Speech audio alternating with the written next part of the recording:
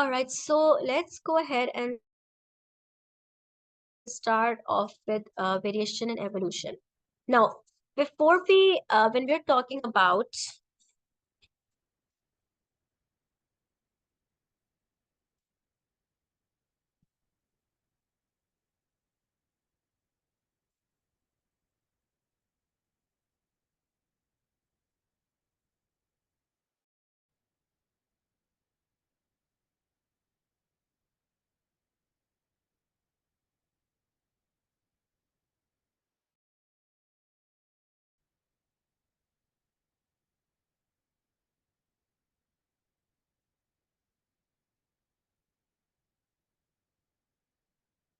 oh, okay, back. All right, so all right, so okay. So for us to understand evolution, let me just give you a few basic ideas regarding your variation. Okay, when we talk about variation, so we can see two types of variation. We can see continuous variation and we can see discontinuous variation. Continuous variation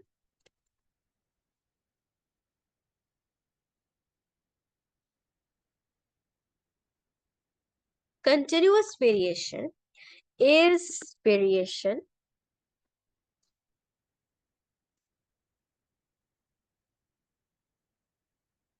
in a characteristic that can have any range of values, right? That can have any range of values. It is a variation in any characteristic that can have any range of values. Let me give you an example, and this is going to make so much more sense. Your age, your height, your weight, your all of these are an example of continuous variation. Our height can vary by any number, right? Our heights can have any numerical value whatsoever. Our age can have any numerical value whatsoever. Our weight can have any numerical value whatsoever. So the variation that we see where we can have any numerical value, that characteristic can vary by any numerical value. That variation is known as continuous variation. Similarly, we have another variation that is known as discontinuous variation. In discontinuous variation,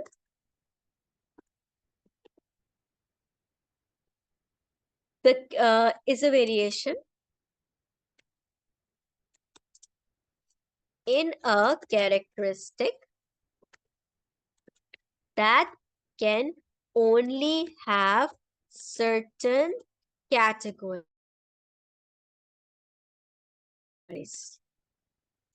Right? For example, blood group. A blood group, you can either be blood group A or B or blood group AB or O. That's it. That's it. You can't be something in the middle. You can't see something in the middle. You are either blood group A or B or AB or O. This is discontinuous variation where we have certain categories and that's it. You have to be in one of the categories, right? For example, eye color. Okay, in eye color, we can maybe see something like, hazel, brown, green, whatever. But you cannot have every single shade. You won't see pink. You're not going to see purple. You're not going to see, uh, um, aqua, your sky blue, whatever, right? So in eye color, once again, can be classified as discontinuous variation because we can have certain eye colors, right? That is it. You can't have every single shade. You can't have pink, you can't have red, you can't see magenta, can't see the entire range of colors. Then your gender, right? A person is usually born as either a male or a female, or we have people who are born with both genders as well. But that is pretty much it. Now, Continuous variation depends upon both genes as well as environment. Okay. So, a person, for example,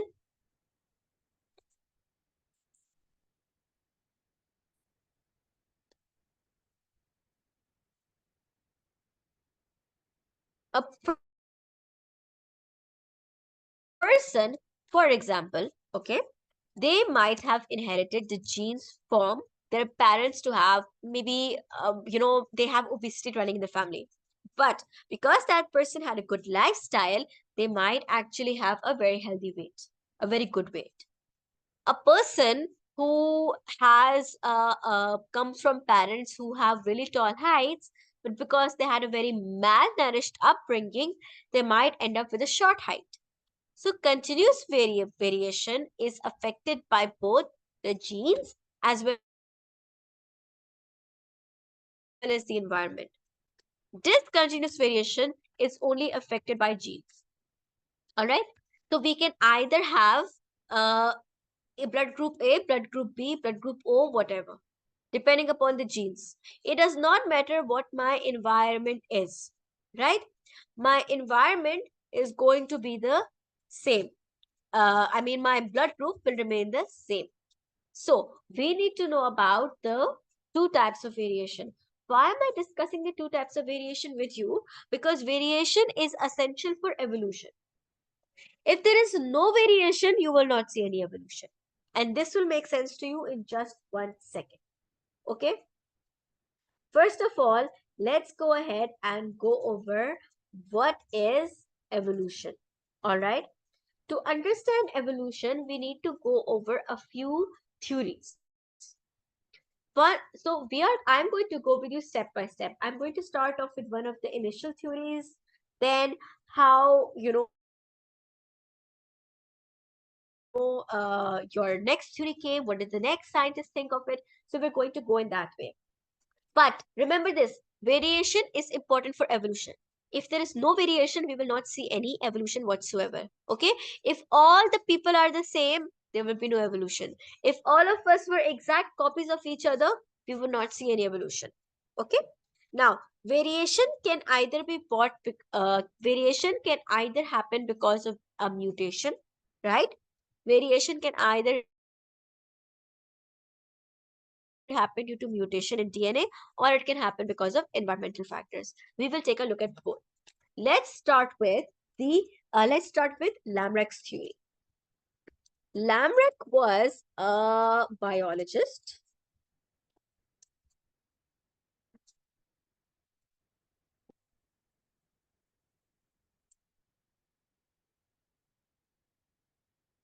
Lamrecht was a biologist. He was a French biologist, I believe, and he uh,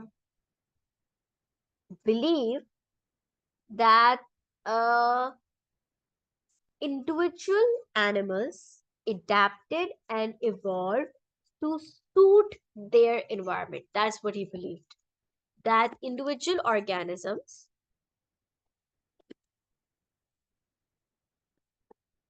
adapted and they evolved to suit their environment.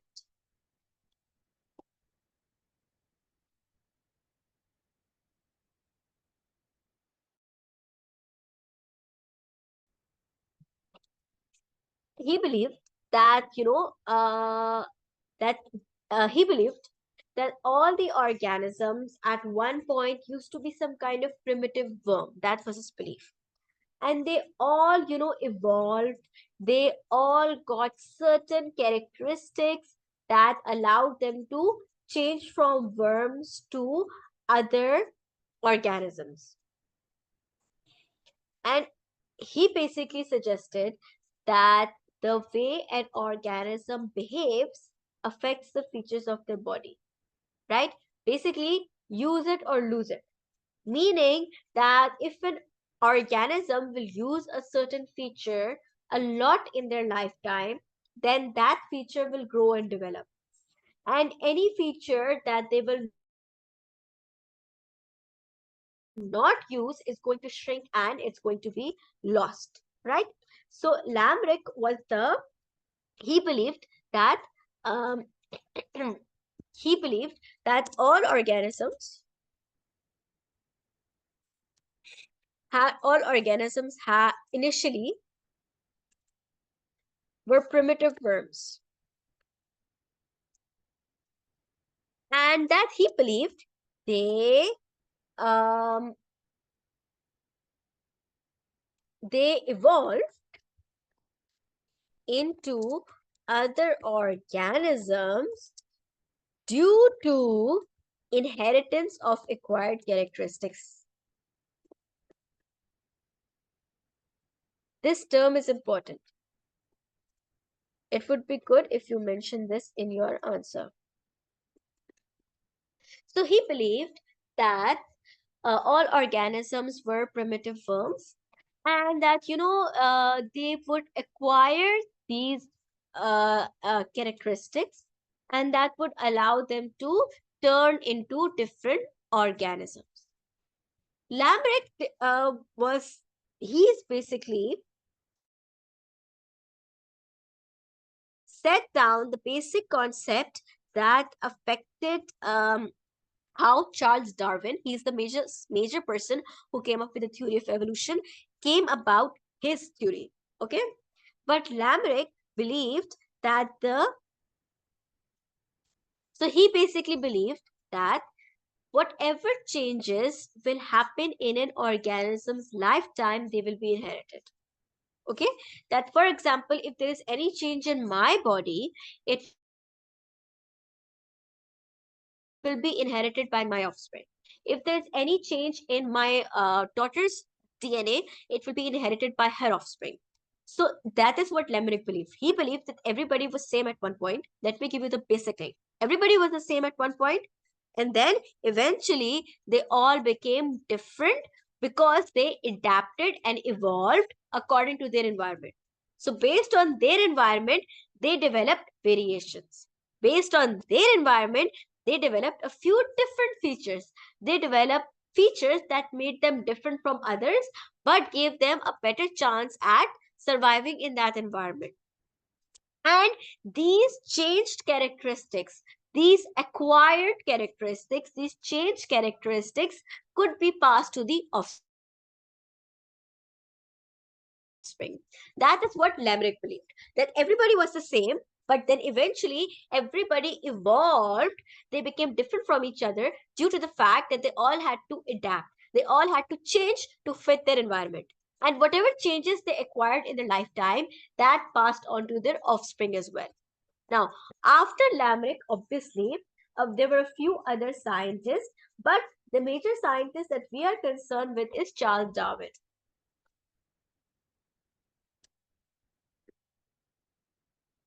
Charles Darwin, he published the book Origin of Species. Charles Darwin basically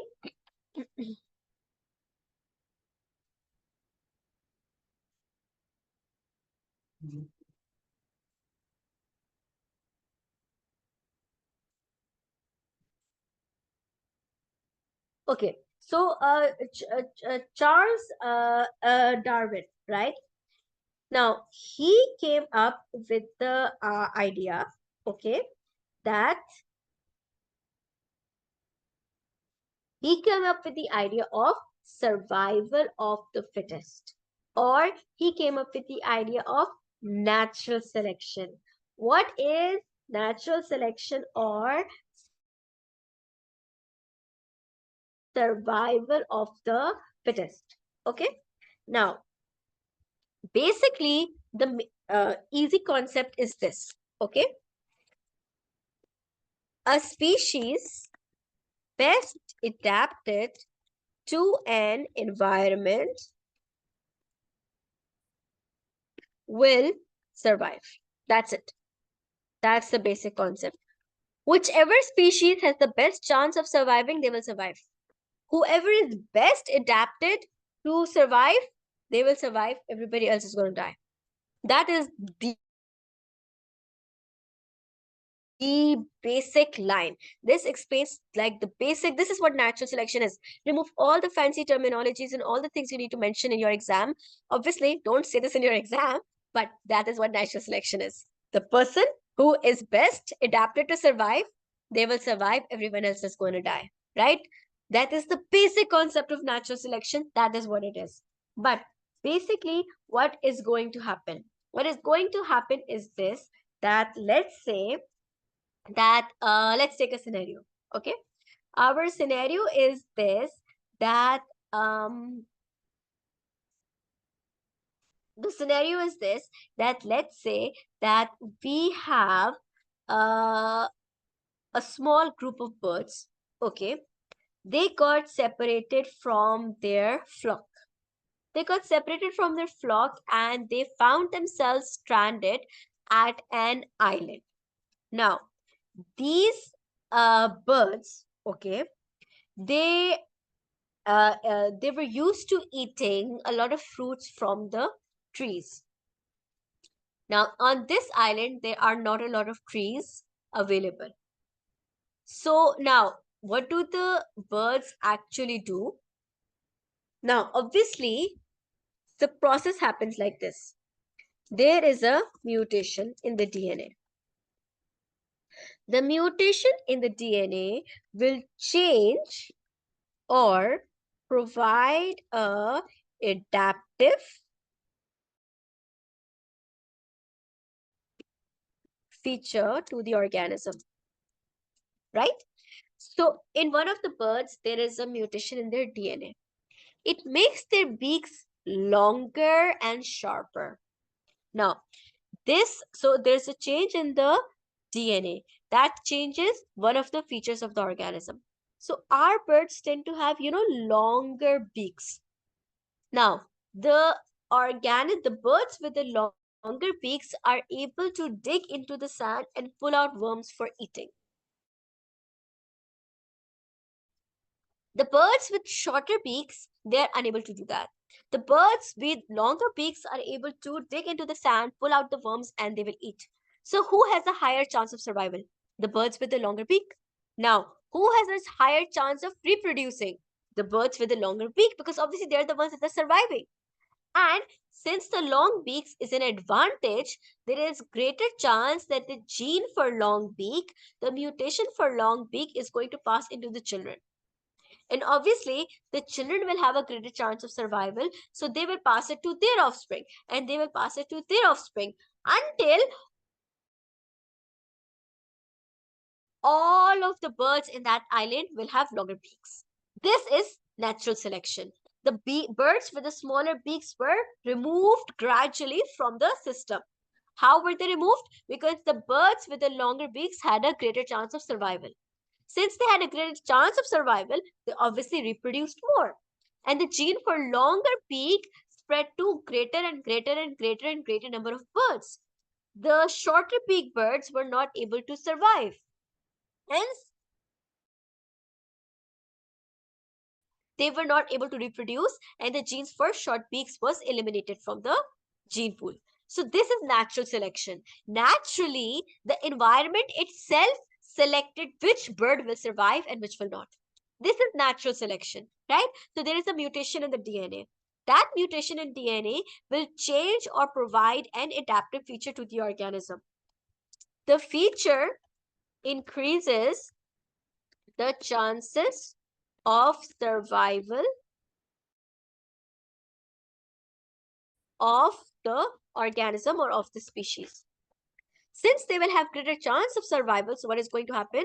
There is greater chance that they will reproduce, right? So this organism will this organism will reproduce or have greater chance at reproducing. So the And since, mutation just yeah, randomly occurs. yes, mutations are always random. They're always random. Yes. So a mutation it occurs completely randomly. And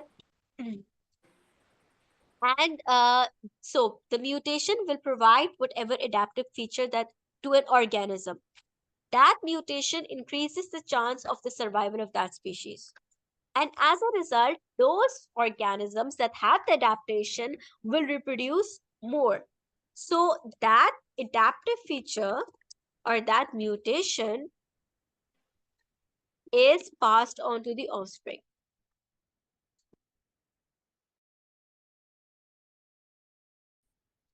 And eventually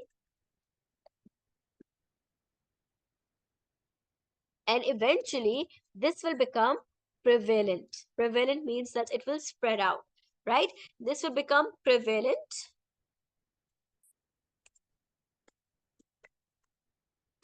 This will become prevalent, and this is what you're going to see in majority of the species. Okay, so this is the basic concept of what actually happens in your what actually happens in evolution. This is how evolution basically happens. Now, when we are talking about our evolution, right?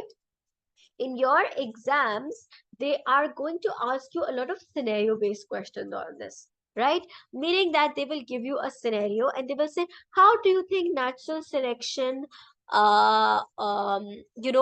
caused this to happen, or explain this scenario using natural selection or using theory of evolution. You have to say the same thing pretty much. Let me give you an example.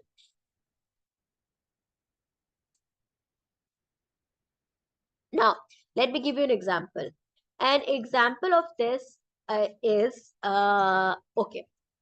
You know how you have bacteria that are developing antibiotic resistance, right? That's a huge thing that is happening these days. I mean, a lot of doctors are really concerned about it. That is also related to evolution. How are they developing that antibiotic resistance? Due to a mutation in their DNA. Due to a mutation in their DNA, they develop the resistance to the antibiotic. Now, let's say that we have a patient. That patient has whatever bacteria, all right? You as a doctor give them an antibiotic. Now, the patient eats that antibiotic, but they, for example, do not listen to you, right? What did you tell them? You tell them that please make sure you take the antibiotics for, let's say, 5 days. The patient takes them for 2, 3 days, and he says, you know what? I feel perfectly fine now. I don't think I need to take this anymore. So, what has happened is that the reason that we tell the patients to take antibiotics for a certain amount of time is because they are, we need to make sure that all the bacteria are eliminated, all of them. Now, the patient ate the antibiotic for a bit. He felt better. He said, I don't need to eat it anymore. He was not aware that there was still some bacteria left in his body. And these bacteria developed a mutation. That mutation provided them with antibiotic resistance. Okay. Now, what will happen is this, that obviously these bacteria have now developed an antibiotic resistance. So, when the person will get sick again and you are going to give them that medicine, those bacteria that do not have the mutation will die. Those bacteria that have the mutation will survive. And since they will survive, they will reproduce. And when they will reproduce, they will pass on that mutation to their offspring. And eventually, that antibiotic mutation, that antibiotic resistance mutation is going to become widespread and it's going to become prevalent. Evolution, right? This is evolution. This is the basic principle of evolution. You can explain every single scenario by using this. Let's say that we have an example that, okay, in Canada, right? In Canada, around 1900s, there was this problem that, the fishermen, when they would catch the oysters, right? They found out that the oysters had gotten infected with a disease.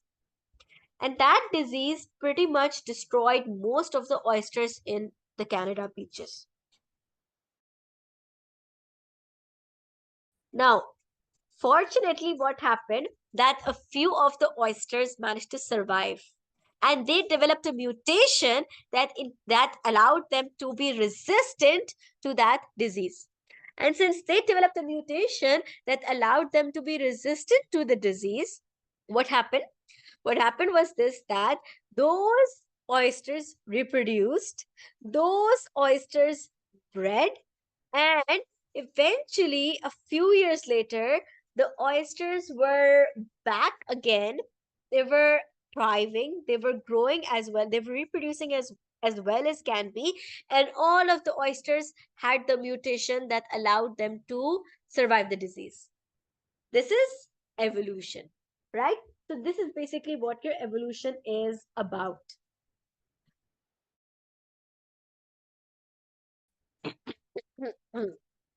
So you can explain every single scenario that the examiners give you by simply using the space answer. Just change it and adapt it a bit to explain whatever scenario has been given to you.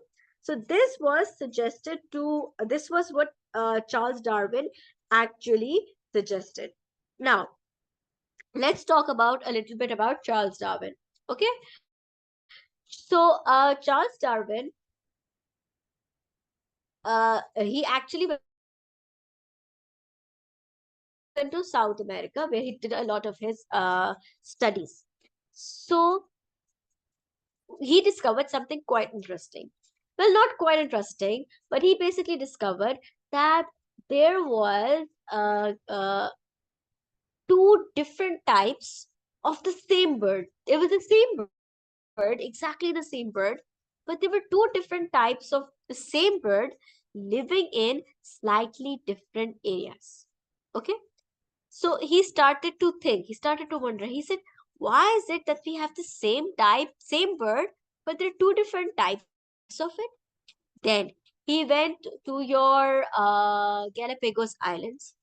He was he was literally overwhelmed by the variety of species. He said, oh my God, I go from one island to another island, and it's the same areas. I'm in the Galapagos areas, but I go from one island to another, and literally, I'm seeing so many different species. But then he also noticed that the species seem to have a lot of similarities as well, and a lot of differences as well.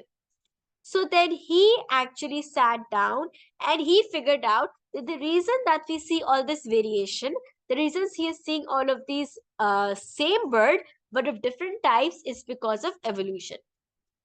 That they have acquired different adaptive features that increase their chances of survival.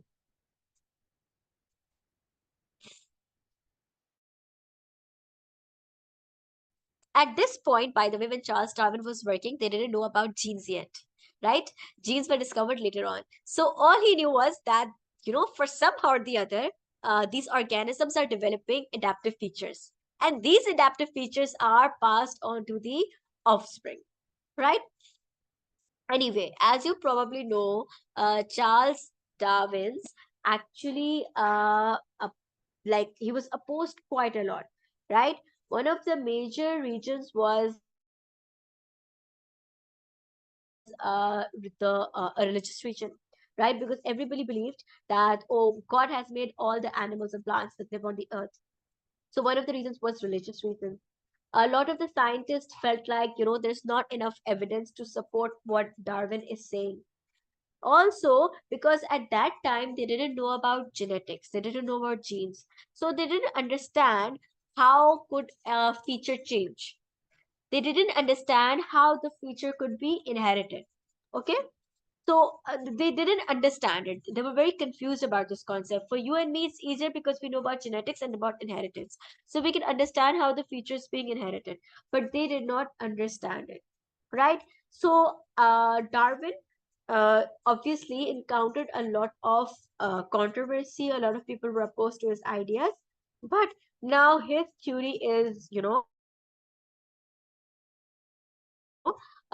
technically not 100% correct. There are quite a lot of things that are wrong with it, but the basis of the theory is what allowed us to understand evolution the way we actually did. Let me give you another example of evolution that is a bit more relevant. Okay, let me give you. This is related slightly to the topic of inheritance, so I hope you get it. Okay, so when we talk about sickle cell anemia, okay, sickle cell anemia is,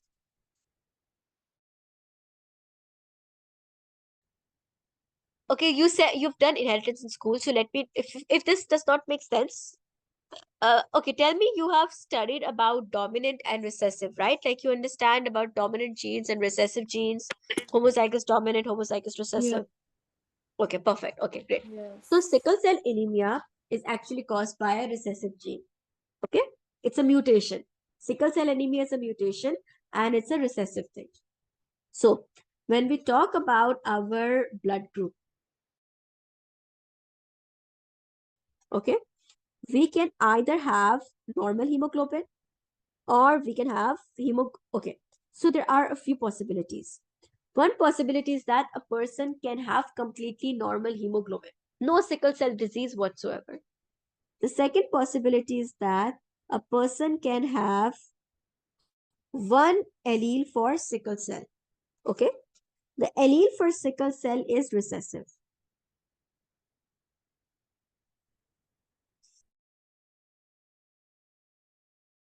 The capital N is normal hemoglobin and it is dominant. The small n is for sickle cell allele and it's recessive.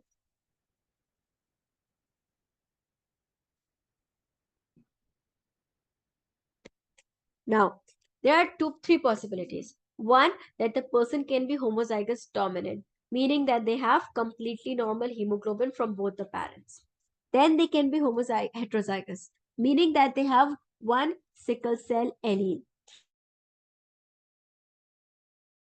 If they have one sickle cell allele, then we say that they have the sickle cell trait. These people are usually not, they have some symptoms, but not all. They have really mild symptoms of sickle cell anemia. They will not have a lot of the symptoms, but they will have really mild symptoms of sickle cell anemia. Then the third possibility is that the person can have be homozygous recessive. Both alleles will be for sickle cell anemia. In this case, the person will have sickle cell disease. Now, something really interesting happened in Africa. As you know, Africa is one of the countries where your malaria is prevalent, right? Now, an interesting thing is that malarial parasite cannot survive in sickle cell anemia patients. Okay, due to whatever the problem is, right? I'm not going to detail, but those people who have sickle cell anemia, the malarial parasite cannot survive in people who have the sickle cell anemia. Okay, now something really interesting happened. People who were homozygous dominant, who were normal, right? They would get the malarial parasite, and obviously they did not survive. People who had sickle cell disease, people who were homozygous recessive,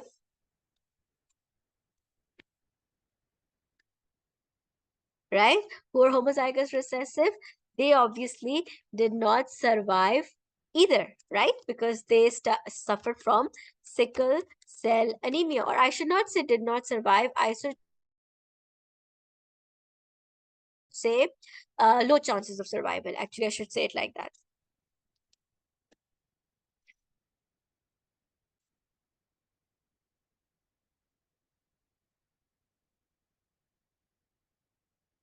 Now, people who were heterozygous, they had the best chances of survival, right? Those that were heterozygous, those that had the sickle cell trait,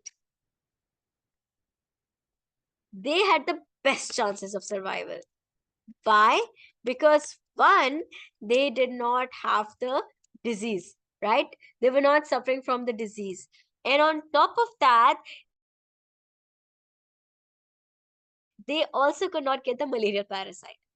People who were homozygous dominant, they did not have the disease, but they would suffer, the malarial parasite would kill them, or the malarial parasite would increase the chances that they will die. People who had sickle cell disease, they were protected from the malarial parasite, but they had the disease itself. People who were heterozygous had the best chances of survival, right? So eventually, what happened, that since heterozygous people were surviving, they had the best chances of survival of fittest. So in this area of Africa, where I'm telling you about, the heterozygous genotype became prevalent. Majority of the people had the heterozygous genotype. So even though technically speaking, you and I would think that the survival of fittest should have been the normal people and normal aliens should have been dominant. Surprisingly, it was the heterozygous genotype that became dominant, because the people who were homozygous dominant were susceptible to malarial disease. People who were heterozygous were protected from malaria, and at the same time, they did not suffer the serious effects of sickle cell disease. So that they became prevalent. So this is known as what? This is known as your uh, evolution, or this is known as your natural selection. Okay. So okay, now for any okay, now for evolution to occur, there are few things that, one thing that, okay, for evolution to occur, we need variation. Okay, what does that mean? That means that people have to be different to each other, offspring have to be different to each other. Remember this, the more genetic variation we have, the higher the chances of survival. The more genetic variation a species has, the better chance that they will adapt. If the environment suddenly changes, then if they have more variation, they can adapt better to the changing environment and survive it. Variation is very important. This is a huge advantage of sexual reproduction over asexual reproduction. In asexual reproduction, the genes remain exactly the same. No changes, no variation. Everybody is a photocopy of each other. So the chances of them all surviving, if there is any natural disaster, anything changes, they will probably all get wiped out. In sexual reproduction, we can see variation because we have two parents, right? And we have random mating. Random mating is that, in especially in the animal kingdom, which animal will mate with which animal, right? We have random mating. So that increases variation. The variation, right, is increases the chances that if there is anything that goes wrong in the environment, that they will be able to adapt to it and they will somehow be able to survive to it. So variation is very important. This is why when we talk about it, this is why in ecology you must have studied about biodiversity. So this is why biodiversity is important. The more genetic variation, the more diversity we see, the greater the chances of survival. Now, along with this, right, what is the next thing that we have to talk about? The next thing that you have to talk about is your evolutionary tree.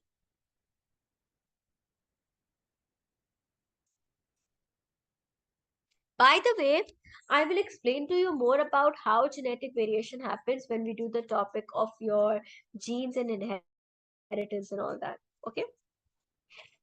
Anyway,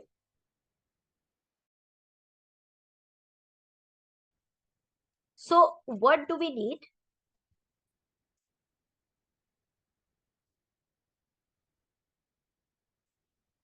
Okay. Before we do the evolutionary tree, let's say,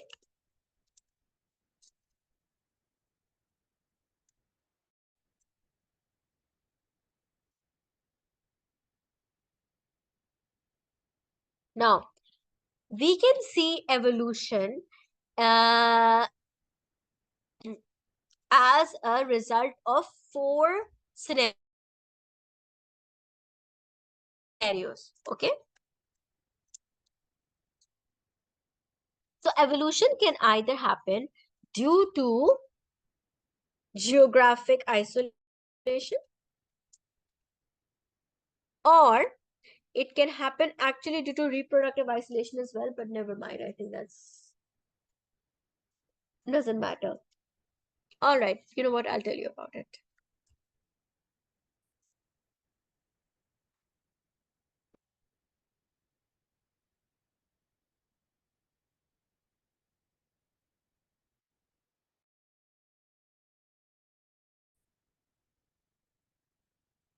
Then it can happen due to, like I said, genetic variation. Then it can happen due to natural selection. Then evolution can happen because of speciation.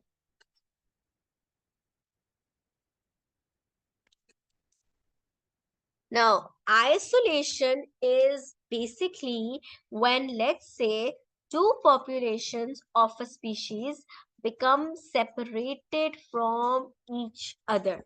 Okay? Two populations of a species become separated from each other. For example, let's say that we had uh,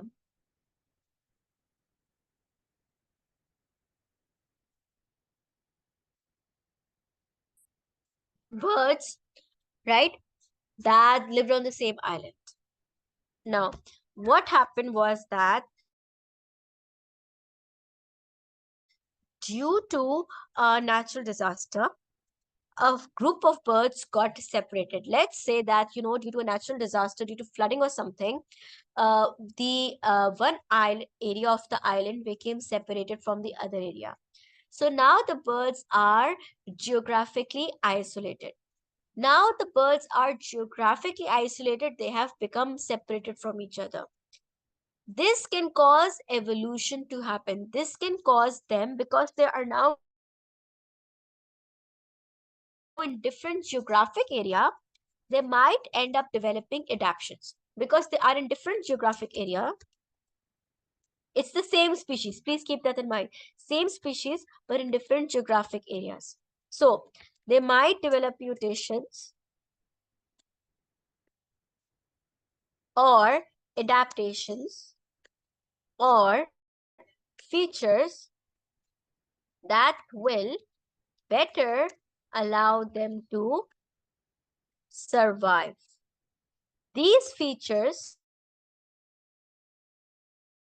are then inherited by the offspring. Then you have to mention all of these points: mutation, adaptation, better chance of survival, and then inheritance as well. These features are inherited by the offspring until the two species evolve, until the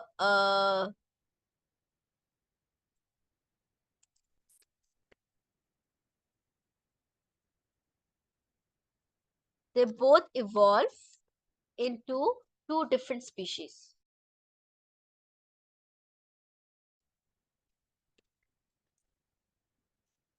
right? Until they both evolve into completely two different species. You will actually see this happen, that at one point they used to be the same species. But due to some kind of isolation, they moved to different geographic areas, natural disaster, all of that. So they ended up developing some mutations, some adaptations, that features that allowed them to better survive in the environment. These features were then inherited by their offspring. And eventually, what happened that whatever the mutations or adaptations were, they became prevalent, and the two species became completely different from each other. Then we can have genetic variation. Genetic variation can once again be that in a genetic variation, each population has a wide range of alleles that control their characteristic. Right? Genetic variation is generally seen anyway. I mean, even between parents, even between siblings, we are never the same. Why are all of us so different from each other? Because we have a wide range of alleles that control every characteristic. Height. Height does not depend upon one allele. It's not just tall and short. Height depends upon so many different alleles found on so many different chromosomes. Right? So that genetic variation, the fact that each population has so many alleles controlling characteristics, this can also cause evolution. So the fact that one species of birds, so we have one same species of birds, but the fact that there's so many different alleles controlling their characteristics will make those two birds different from each other. And once again, whichever bird has a better chance of survival, they will survive, they will breed, and they will work. Generally, for example, you have, let's say, um,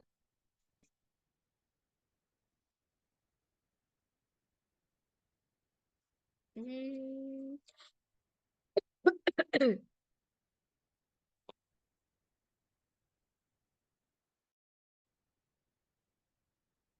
okay, so genetic variation, that is all there is to it. That in every single species, wherever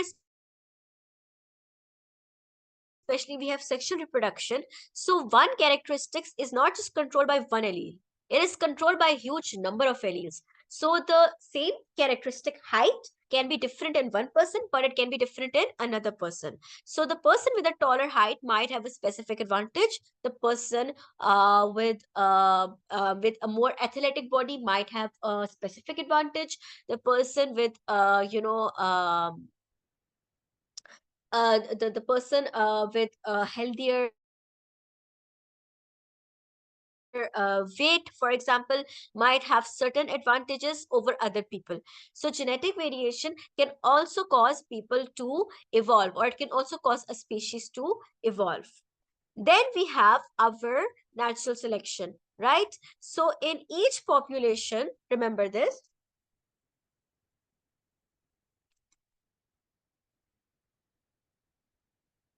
that in each population, the alleles that control the characteristics that have a better chance of survival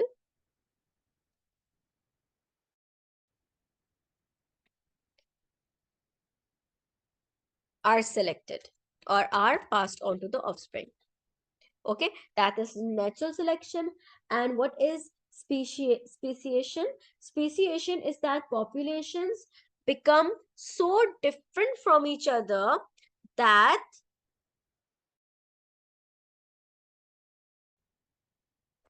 two populations become so different from each other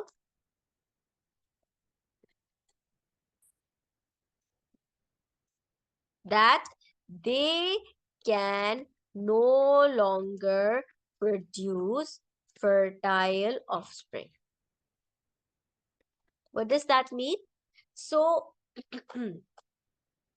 remember this, two species, two two organisms. How will you know that what is the definition of a species? A species basically includes those organisms that when we breed them together, they produce fertile offspring, meaning that their offspring can also reproduce and have more children. Now, for example, look at your mule. Mule is from your donkey and your horse, right? Now, a mule is sterile. A mule cannot reproduce to have more offspring. So mule is not considered a different species. Okay. So that is why mule is not considered a different species. For us to have a species, so we will say an organism is of the same species if they can reproduce and give you fertile offspring. So in speciation, what happens that due to genetic variation, due to isolation, due to whatever reason, two populations will become